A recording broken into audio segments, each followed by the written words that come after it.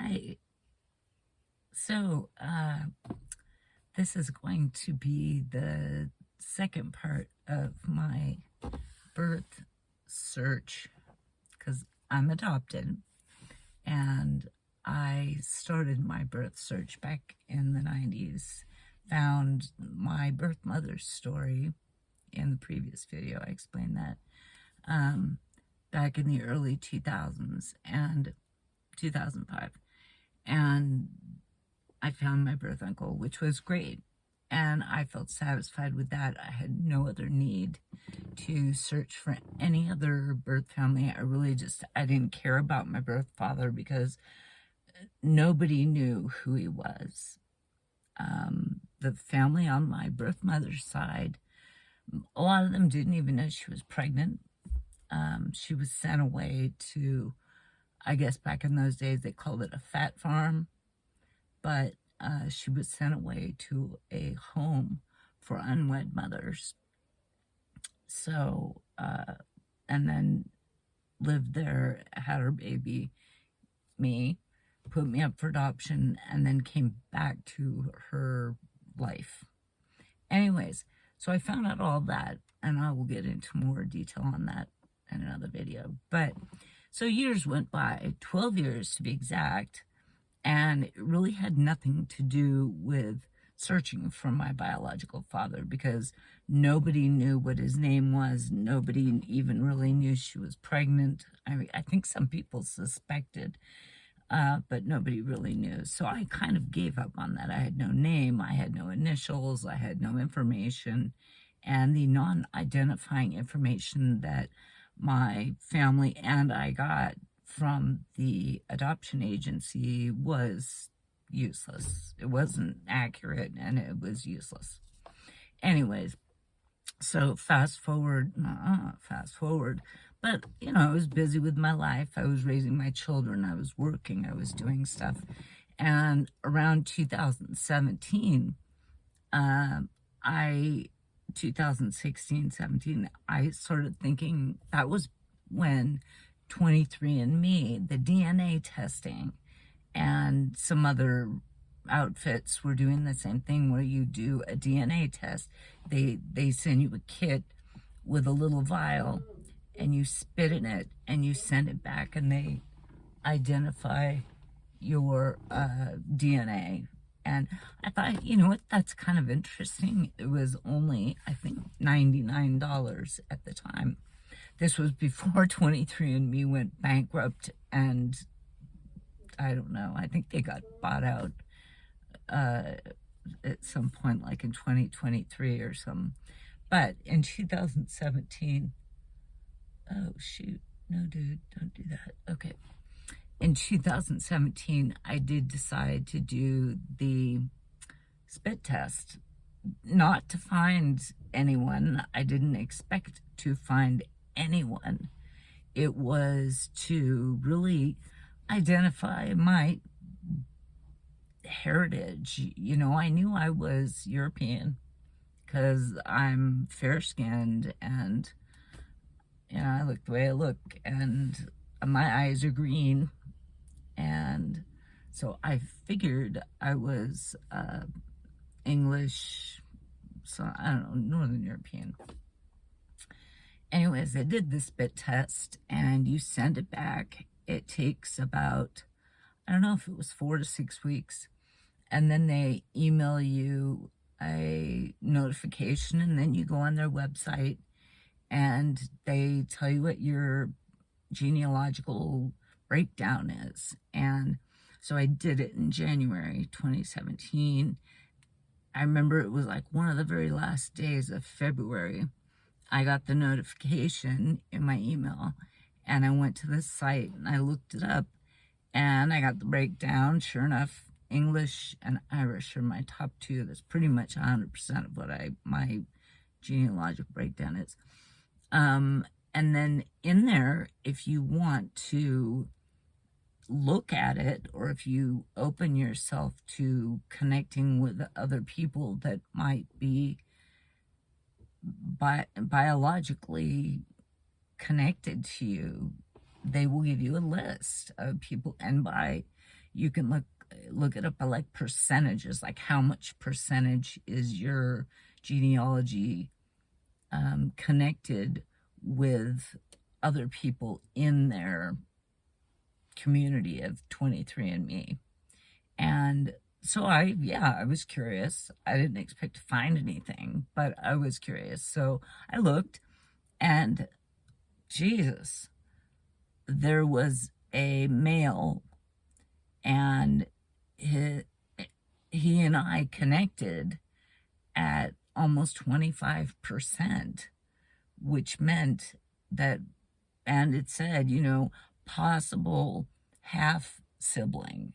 It's like, what the hell? And if that person and I both agree, and this person had left their profile open, yes, they were open to having communication. So I could send this person a message through 23andMe, which I did. I sent a message saying, hi, I just got my results and I see that we are possibly siblings or half siblings. Please contact me back. And boom, I went to bed that night. Boom, the next morning, there's a message in there for me. I get a notification. There's a message in there for me. And it says, oh my gosh, I've got a sister. And this very excited message. And I was like, holy cow, this can't be happening. I know that my biological mother didn't have any other children after me because I knew her family and I knew her backstory, which is, again, a whole nother story, very tragic life that my birth mother had. So we went back and forth and had a few texts through 23andMe, and then we both felt comfortable exchanging our real numbers. That person, my half-brother, lived out of the country, and so we decided to connect on WhatsApp, and we did like a FaceTime on WhatsApp. And it's like, oh my gosh, I've got this half-brother, that's crazy. And he was actually raised by our birth father. And I found out also that, so now I know who my birth father is. Also found out that he had an older brother, which would have also been a half-sibling who was 2 years older than him. But he had passed away around 2000. So there's the one half-brother. And we wound up talking and staying in contact, sharing pictures. He is 7 years younger than I am. So he was born after I was. His older brother was born 5 years after I was born. So he and his brother were raised together by our biological father, and they shared a mother. So this guy, who was my biological father, also had 2 more sons after me. And so that's the story of my half-brother. What are we on time? Okay, so I can go on and tell you a little bit more. So that was 2017. He did put me in touch. Well, he wanted to talk to our father and break the news to him before and find out whether our biological father would be open to speaking with me. That's a whole nother story. It's so dark and ugly. But, so it was 2017, and then still talking about 23andMe and putting the whole biological father aside in 2021. And then I didn't really, I looked around 23andMe, and there were distant relatives, people that were, distant. And it's like, what, I'm not going to tangle myself with that. In 2021, I got a message. So this is like 4 years later. I get a message again from 23andMe, and it is a young woman who is saying, who is it? Was it her or her first? Another person is now suddenly on 23andMe, had recently joined 23andMe, and we also matched for being half siblings, a female. And her two daughters were also on 23andMe, and I share bloodline with them as well. So there's all these people that I now share a down bloodline with that you can see by the numbers and everything. We're connected. And it's like, these are my nieces. This is my half sister. And the interesting thing about my half sister is that she only lived about 5 miles away from me.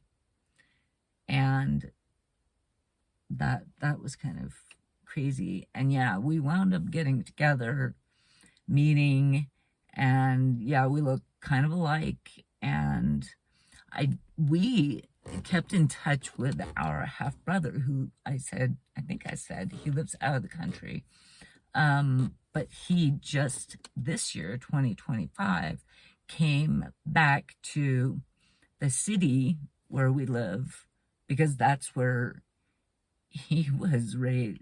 Part of his life was in this same city, because he had to have a medical thing. He's former military, and so he still used the VA, and he came into town to have a surgery. And so my half-sister, my half-brother, and I'd already met my half-sister. We'd been spending time over the last few years. But we finally did get to meet our half-brother in February of 2025, and that was pretty cool. I saw him a couple of times over the first half of this year, because he was coming and going, getting this surgery done and recovering. And anyways, so those are the happy stories from 23andMe and from DNA testing. So it can turn out okay or good or interesting. It just makes me think, how many more siblings are out there? Oh, and my half-sister and I, how about this? The one I met in 2021, my half-sister and I are only 3 months apart. She is 3 months older than I am. And so our birth father, got her mother pregnant and told her mother that this was during Vietnam, that he was joining the army or something, and that he wasn't going to be, when she told him she was pregnant, he's like, well, I'm going into the army, I'm going to the military. And he just split.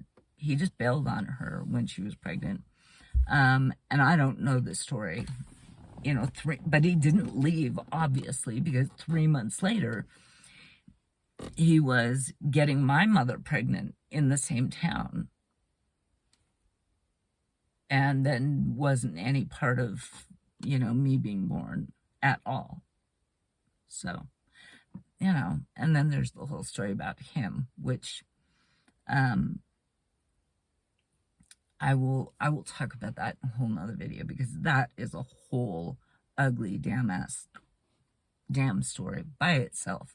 All by itself is so there's good and there's bad that comes out of searching these things out. I know all adoptive people want that happy reunion and want that happy ending, that closure and all that. But sometimes it's good. I found these two half siblings, fantastic. I love them, and we are connected now, and we know we all have children, and my two half siblings already have grandchildren, and it's kind of neat. That's kind of really cool. And we have our little thing, not real close, but at least not with our brother, because he lives so far away. But my sister and I, we live real close. I never had a sister before, so it's pretty cool.